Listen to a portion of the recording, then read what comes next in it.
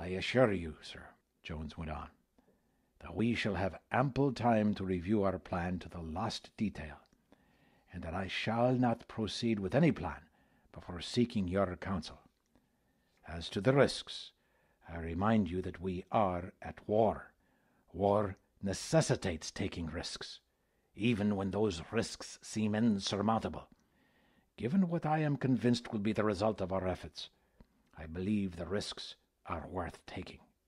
As to our present cruise, Ranger is a naval vessel, and as such, we must demand naval discipline of ourselves and our crew. Beginning today at 3 bells in the afternoon watch, and every day to follow with the exception of Sundays, we'll clear for action and drill with guns, small arms, swords, and pikes. We have powder enough, but limited round shot. For that reason, we must delay live drills with the guns until their crews have mastered the basics. In addition, I want those crews at their stations every morning at dawn, prepared to fire. The odds are small, I grant you, but the cloak of night, once lifted, could reveal our enemy close by. That is not all, he said, his voice rising with pique, aimed at his first and second lieutenants, who were staring at each other and not at him. Each day at 4 bells in the forenoon watch, we will conduct a different sort of drill. Let's see how long it takes to send the topsail yard down to a gantlin and haul it back up with a capstan. In a storm, gentlemen, we won't have time to consider what should be done. We must react to what must be done, which is to get those spars off her as rapidly as possible. The same holds true in battle. Should we lose a mast or piece of rigging, or be holed by the enemy, every man on this ship must know what to do at that moment. Improper training breeds doubt, and I needn't tell you, gentlemen, that hesitation in battle could mean the loss of our ship and our lives. You have your orders, he said, concluding the meeting in more normal tones. They are not open to discussion. Unless you have specific questions of me, you are excused to your duties until 3 bells. Officers scraped back their chairs and began filing out of the cabin in order of rank, the 4 midshipmen last. Mr. Cutler, a word, if you please, said Jones unexpectedly.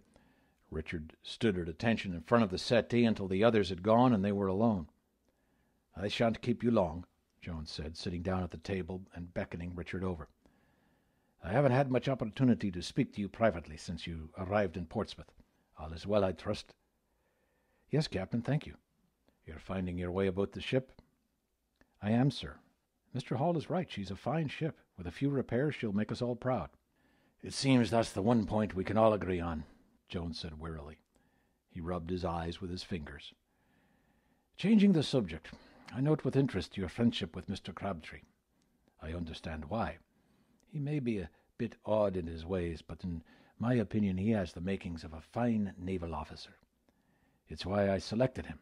He is well regarded in Portsmouth shipping circles. As for you, Mr. Cutler, I must say you have established a rapport with the crew that in my experience is really quite remarkable. Chain of command involves respect going down as well as up. It's a difficult concept for many officers to grasp. You seem to have mastered it rather quickly. Perhaps, Captain, that's because I have served before the mast in my father's ships. I've lived their life and know how demanding such a life can be. Worse even than that of a midshipman, smiled Jones. Hardly that bad, sir, Richard replied, returning the smile. Yes, well, whatever it is, the men do what you ask, and they appear to do it willingly.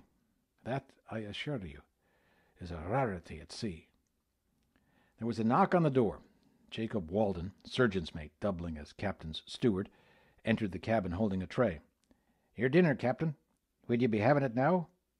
Leave it on the table, Walden, Jones replied, adding, when the door was shut, without so much as a glance at what was in store for him, I'd wish my steward's talents on Admiral Howe himself.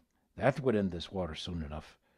Black Dick would choke just looking at what my steward sets before me.